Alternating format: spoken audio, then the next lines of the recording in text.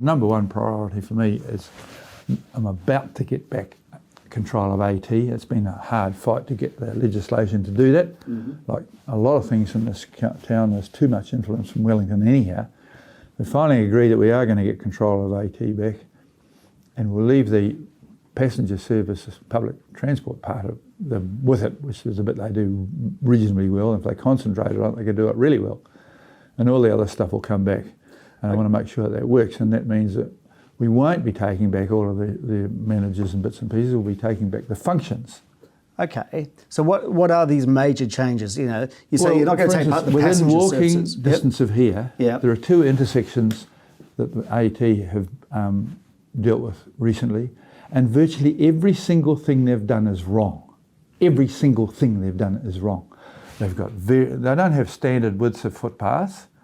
Within 50 metres from the corner of Federal Street and Hobson Street, there are two widths of a footpath, two widths of the cycleway. Right. What are they, getting fatter as they drive up a hill? Usually it gets thinner rather the other way around.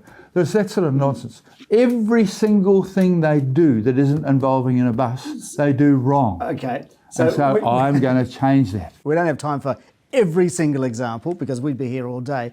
I've got to ask about so what about... So that's one of the things. And the next one is this week. Yeah. In terms of lifting the economic performance of the city, in the past I've managed to get more income from things like the port, which never made any money till I showed up. Yep. And now we've got the Auckland Tech Alliance underway, and it's Auckland Tech Week. 4,000 people have showed up to talk about this, lifting our technical... Well, this is part of your plan to make Auckland the premier tech city, right? Yeah, and make money. And make money. For the people of Auckland, which improves the value of everything, and lift our economy. The government seem to be incapable of lifting the economy, so I'm going to do it. The government are busy telling us how to run the city, and they don't know how to run the city. And so we'll talk about Wellington in a moment. Can I just backtrack a couple of things? Yeah, okay. All right. Just back on Auckland Transport, you say you're not going to change the sort of the passenger flows. You're not going to take those on board, the responsibility for passengers. There's quite a good manager for that sector in there, and there's. But can I ask about cycleways? Do you see them getting much use? And how are they going to be integrated into the passenger ways? Because you've got people on bikes not being accommodated by buses and trains. Well, what you do is you don't waste space between the cycleway and the vehicle ways. You keep them to a minimum, and you can have a rumble strip, which is quite cheap. I don't mind bicycle ways, but I don't want to see them costing so much. Yep. And also, we're going to go back and see, when they decided to fund those things, what was the expected use? Because we're finding they've said, we're going to have 15,000 people here, so it's worthwhile spending all this money. And what have we got 4 years later? We might find there's only 2,000 people, in which case we're going to have another look at that. Because I don't believe the way that they build their business plans has any merit whatsoever. And so we will do them, and we'll keep them standard, we'll keep them cheap, and we won't allow consultants to redesign things and make them more expensive. Okay. Everything has to be cheap. User pays. Congestion charging. Yeah, well, that's something or other that you're still keen on that, right? I've already got that happening, where I'm allowed to have it. The port has been told to make money, start using trains instead of trucks, which is the easiest way to save greenhouse gases, because getting a whole lot of fat people to ride a bike up a hill is not going to work. But putting the freight off trucks onto trains is terrific. Get a great bite for the environment. Yep. Plus, we're now increasing the charges to pick up your containers during the day and reducing them at night. And so we're going to shift those trucks off the road during the day into night. So we do have time of use charging at the port where I'm allowed to do that. Yeah. And then the government are picking up on the fact that it's a good idea, but presumably with Wellington, with a whole army of idiots at Ministry of Transport, will take ages to get it wrong. But it is moving in the right direction. So you've been quoted before as like, say, $5 a trip to go on the motorway, something like that. Well, that's the sort of idea. Yeah, yeah. At certain times. Yep. And it's not new. The cities all over the world do this. Yeah. And rather than building another motorway, which costs a lot of money, will just get filled up anyhow, just make it more attractive for people to be on the motorway at other times. That needs the consent of Wellington, right? It does, yeah, but they have actually agreed it's not a bad idea. But unfortunately, Wellington is a small village that can't even manage its own water, and has dozens of mayors and should be changed completely. But they have the power to interfere up here, and it's very annoying. Well, the mayors don't. Obviously, the national politicians do. Yeah, but failed national politicians end up being mayors. So it's horrible. Okay. I don't want to hear from them. All right. Well, we'll talk about the deal that you're doing with them soon. Part of all this, though, is getting people into Auckland CBD, right? I mean, better public transport, more people working in the city. The city's going to open up with the CRL. But the CBD at the moment is not pretty. It's not welcoming. I mean, the heart of the city did that survey, which is 81% of businesses think it's not great to invest or attract people. 81% of those businesses fund heart of the city. They complain a lot. Where are the solutions? Okay. We do the places. The places are nice. People see that. The street's nice. The footpath's nice. The little pocket park's nice.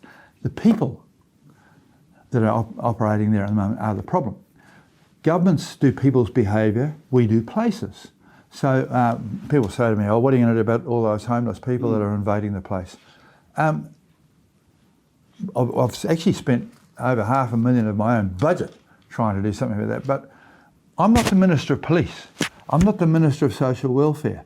They all get paid by social welfare. They should pay them somewhere else or pay them so that they're not there. I'm not the Minister of Tourism, because the tourists come off there and look at that and then say, isn't this terrible? And I have the Prime Minister say, it looks a bit scruffy. The street looks lovely. The people that he's got sets the laws are scruffy. Right. And so the government have to be dragged into this. I need the Minister of Maori Affairs here, because pretty well they're all Maori. I need the Minister of Police here, because we have wardens, we fund our staff to go there, but they're not allowed to even touch these people. They have no authority. So the government have to take some responsibility for this. And they take a lot of money out of Auckland taxpayers. You know, the amount we get through rates is quite small compared to what the government take out of here. So come back here and give me a hand and fix it. One of the problems with the CBD not being inviting, whoever is responsible, though, it's the government are responsible for people's behaviour. Yeah. The government fund these people through welfare. We're doing our best, but my people don't have the ability to even move them on. We go and wake them up and we encourage them, but I went down there the other day with two of our staff. Pretty challenging. They're ordinary staff with no particular say other than encouraging. These people, we have a Minister of Mental Health. Never seen him up here. And a lot of these people have got mental health problems.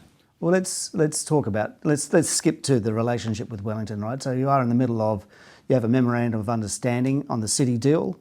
I don't know exactly what that's going to look like, but you're supposed to sort of nut that out by the end of the year. Isn't there a deadline by the end of the year? It's not my deadline, it's their deadline. It was their slogan in the first place. A city deal, okay. A city deal. And it's turning out a bit more complicated than they thought. I mean, we want to have a say in immigration even. And they say, oh, why that? Well, they come here. Nobody immigrates to Wellington. They immigrate to Auckland. So we want to know how many are going to bring. Because these people want to have a house and a road and all that other stuff and bits and pieces here. Now, the people who are already here are not that mad about paying for it. And so there's a few issues there to be discussed. And then we want to have, I want to have the ability to have some influence in the behaviour of those people. Wellington reserved the right to set the parking fines in Auckland, for goodness sake. You know, there's nobody in there near 2 million people who's good enough to be able to work out what the parking fine should be. That's nonsensical. So stick to your knitting, we'll stick to ours. They're always telling us stick to our knitting. Your knitting isn't our parking fines. Your knitting is the rules about people behave. This government has made, well, when it first came in, said it was all about localism. Do you believe them? It's also said they're all about growth. There's more happening in economic growth this week in Auckland as a result of what I've done with the Tech Week than anything that I've seen they've had from the government. One of the other things that brings money into the city, which also affects the CBD, are the major events. Okay, so that's another one. We've come up with a simple way that the visitors to Auckland pay for this, and they say, oh no, that we don't want another tax. So what they've done is they've taxed Aucklanders to give us $40 million back. Yeah, that's the exact opposite of what they're saying. I'm sick of hearing stuff that doesn't make sense. I hear it from AT, I hear it from the government. The public, as you can see from the election last week, quite like what I do. Because I say things that make sense. Let's walk through that. So you want a bed levy for the visitors that come into Auckland for, say, a major event, but you've had to top, like the council's topping up $7 million to the major events, your major events fund for the next year. But after that, it's not sustainable, is it? So that's why you want the bed levy. Well, that's why the government have come up with the idea of giving us a fund that, say, taxes to give us back. And then it comes with a whole lot of idiotic rules from people in Wellington who don't know what an event is like here. The hotel owners, and they've been big donors to my campaign actually, so they're well behind this, just want to be able, if there's an event on here, they whack $100 onto the room anyhow, because there's an event on, and they're going to whack on 2.5%, it comes to us, gives us $27 million. The people of Auckland don't pay for that, and I'm not going to rate the people of South Auckland to fund an event that they haven't got the money to come to. So the government is taxing those people of South Auckland to fund an event that they won't go to. That's mad. This was a nice circular thing, just like most other cities in the world. Minister Bishop, who's a pretty good guy, he came up and explained to me, he said, oh, you mean just like everywhere else? I said, yes, just like everywhere else. But no, it's not going to be everywhere else. I think the Minister, Te Pāti Pākehā are against it. Te Pāti Pākehā? Yeah, act. All right. Okay.